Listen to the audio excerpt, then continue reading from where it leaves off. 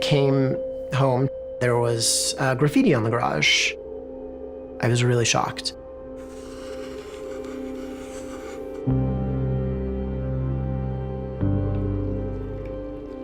I was in grade 10, and it was my birthday. The tradition was my friends wrapped up my locker. We get to my locker, and someone had written Dyke in permanent black marker. When I was in high school, there was a mural. We got to put our names on it and paint our hands and put our hands on the wall. Somebody decided to write tranny fag beside my name. I walked out of my school into the parking lot. There was my car, and in bright pink was the word fag written on my windshield. It's weird because the parking lot was filled with cars, but it felt like mine was the only one there. Yeah. It just made me feel like really anxious. I remember just feeling so empty when I looked at that wall. It felt like other people had more of a say about me than I did myself. I felt unnerved. I felt violated. It was my house. It's sad that people would take the time to write that. My heart sank. I had no idea who it was, so that's scary. Growing up, there was no gay straight alliances. There was no LGBTQ anything in high school. You didn't want to be different growing up back then. My high school experience was pretty heterosexual for the most part. I very much felt as if I looked very masculine.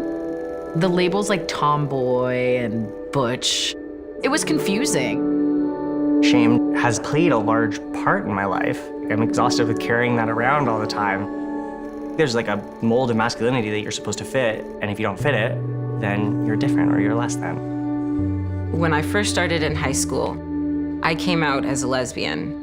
And I started getting a lot of homophobia from the students, from staff. For the first 2 years was not good. It was not pleasant. So in grade 11, 12, that's when I started more standing up for myself and speaking up. I've seen love overpowering hate in my life. When it comes to transphobia, it's about you. And you have to learn to build that thicker skin to be able to say, like, it's about me, but I'm awesome. For me, the moments are like saying to myself, you're not a bad person, you're not less than anyone else. Sometimes it's the decision between self-hate and self-love. Be like unapologetically yourself all the time. Love 1,000% overcomes hate. One person did something to a garage and 100 people had our backs. Complete strangers offered to paint our garage. The amount of love we received for this incident was astronomical. It was off the charts. If I could imagine myself there right now, that teenager girl who I was in grade 10, I haven't forgotten her and what she's gone through. And it gives me the drive and the motivation to help other LGBTQ people. My life changed after 30. Once you start being honest, your life improves exponentially. And you have to take what happens to you and somehow turn it into a positive.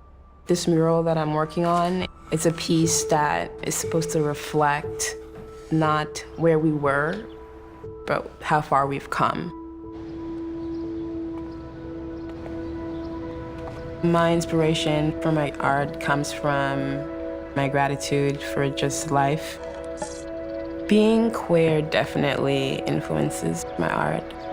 It's important for me to share my experiences, and the best way I know how is through my art. As I grow, I definitely see the growth in the art. Oh wow, this is incredible. It's very mesmerizing. Yeah, amazing. And I feel like you can't like look at the same thing twice in the same way, you know? Yeah, it's a good view. I really wish you could have come to my garage and done this. I think you're wonderful, so.